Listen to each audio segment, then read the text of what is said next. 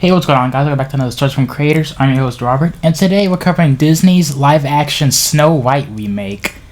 And this clip here just highlights how you already know this is gonna go. So this is the director or producer, I'm assuming, of the Disney Snow White remake. And look what she said. Bringing a modern edge to it on stage. What do you mean by that? I just mean that it's no longer 1937, and we absolutely wrote a Snow White that is not going to be saved by the prince. She's not going to be saved by the prince, and she's not going to be dreaming about true love. She's dreaming about becoming the leader she knows she can be, and the leader that her late father told her that she could be if she was fearless, fair, brave, and true. And so it's just a really incredible story for, I think, young people everywhere to see themselves in. Snow White is running for president. I'm launching my campaign. Yeah. You said you were bringing a modern edge to it. So you hear that? She was bringing a modern edge to Snow White, and she's not going to be saved by a princess. She's going to be saved. She's going to be becoming a leader that she knows she can be and everything. Which, if this was just some random new show, fine, whatever. Like, I mean, people are still going to call it woke or whatever, but this is literally woke because it's literally changing the entire story of Snow White. It's literally changing the entire plot and the ending of it. So it's literally changing it to specifically, I hate to be that kind of guy, but it's specifically aligned with the agenda that Disney's trying to force out. Anyways, we had this article here by New York Post. Disney's live-action Snow White under fire for replacing 7 dwarfs with magical creatures of all sizes and genders. That's what it's titled. So, Disney's forthcoming live-action Snow White is under fire for being so politically correct, quote-unquote, that it's reimagining the 7 dwarfs as magical creatures of all sizes and genders. The film, which is slated for release next year with Hispanic actress Rachel Zegler as the fairy tale hero, made waves this week after a Snow White stand-in was seen wandering around Bedfordshire, England, followed by a gaggle of brightly colored friends of various genders, races, and size modernized the 1937 film. Not everyone is bewitched by the mouse's modern take on the fairy tale, as critics begin attacking the set photos and some calling them unbelievable. Which, I don't have a problem with them hiring different races or whatever, but they don't even try. I doubt they tried to hire people that have I forgot what it's called, but a problem where their growth gets stunted. Like this guy here, he's in Game of Thrones. I'm sure a bunch of you guys have seen him. I think he complained about it. Let's see. We are taking a different approach with these 7 characters and have been consulting with members of the Dwarfs.This community. It's said in a statement to Deadline. So yeah, I believe this guy complained and thought that the 7 dwarfs in Snow White had dwarfism, but they were just magical creatures in the actual film and then in the original book, if you actually look it up. Anyways, where were we? Let's see. Okay, another said, looks like the woke don't care much for dwarfs, and they have a girl Swarf now. One user teasingly changed the name of the film to Snow White and the 7 Diversity Hires. Where's the dwarf equality? So these set photos, by the way, they look goofy. These look like a YouTuber's making a Snow White remake or something. I don't know. The 7 dwarfs have been modernized according to Disney and are now billed as magical creatures of all shapes and sizes and genders.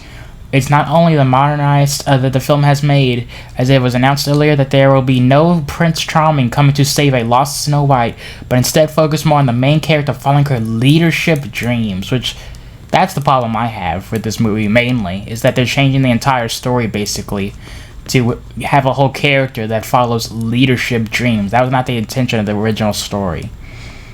Anyway, they're trying to do. You can tell what Disney's trying to do. They're trying to do some empowerment, get all the people that are that do a bunch of empowerment stuff and then make it their whole identity on Twitter to buy tickets to watch this movie. Which they'll do that because of this specific change. They'll do that. It's Disney's move, but they would get so much more money if they just left it the way it is. The live-action version of the 1937 animated classic has received immense backlash since it was announced. Game of Thrones actor Pete Grinkle, who has dwarfism, criticized the film early on for its portrayal of the disability. So I can see he did criticize the film. Critics were quick to make this take known, saying the new woke version was unbelievable. Listen, no offense to anyone, but I was a little taken aback when they were very proud to cast a Latina actress as Snow White, but you're still telling the story of Snow White and the Seven Dwarfs, he said in January 2022. So also, this is worth noting, Snow White's name, her last name is literally white. Like that's the point of the skin. Like the original person who wrote the book said that they made her name Snow White because she had skin as white as snow. Okay, so that was the whole point of making her name Snow White. She had skin as white as snow. That was the whole point. You're progressive in one way, but then you're still making the effing backwards story about 7 dwarfs living in a cave together. What the F are you doing, man? Have I done nothing to advance the cause from my soapbox? I guess I'm not loud enough. In response, Disney said it was taking a different approach to avoid reinforcing stereotypes from the original film. Now, what do I think about this whole thing? Boycott it. But don't even boycott it. Don't see it. Like, so many people, right? This is a perfect example. Velma, audience score, 7%. It didn't even do that good on regular critics. 40% for critics. Literally nobody liked the show. I know nobody that ever liked this show. Nobody that ever watched it. Actually, I do know people that watched it. Because everybody literally hate-watched it towards where HBO Max's viewership literally spiked.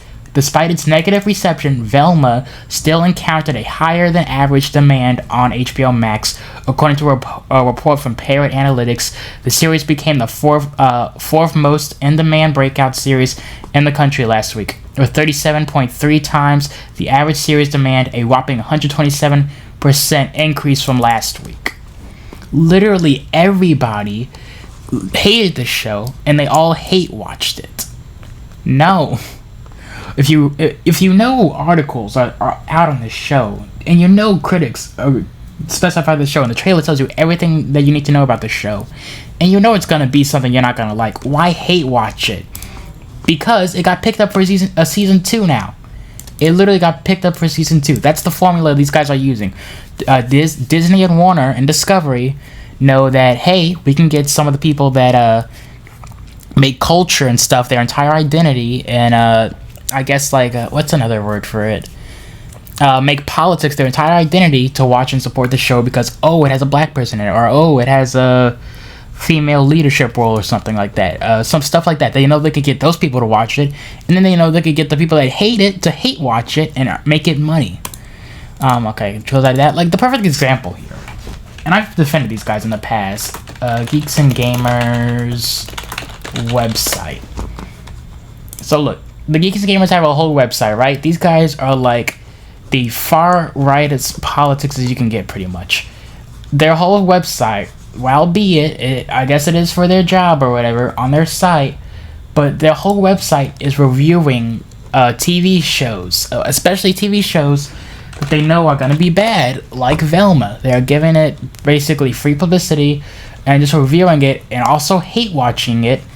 But stuff like this happens where the show gets renewed for a season 2. No, don't watch it. Don't review it. Don't do any of that stuff. Just let it be. That's my personal take. Same thing for Snow White and the 7 Dwarfs. Don't watch it. Don't really talk about it that much. Don't really do anything. Just don't watch it. Like, don't give these guys money. Here's my opinion. If you're gonna watch it, pirate. Or no, never mind. I would never say pirate or steal. That would be stealing and copyright. If you're gonna watch it, just find a way to watch it for free. That's what I'm gonna say. Through legal means, of course. I have to catch myself there. But yeah, that's all I got for this video, guys. Thank you guys for watching. Hope you guys enjoyed. If you did, please smash like, subscribe, and I'll see you guys next time. Take care.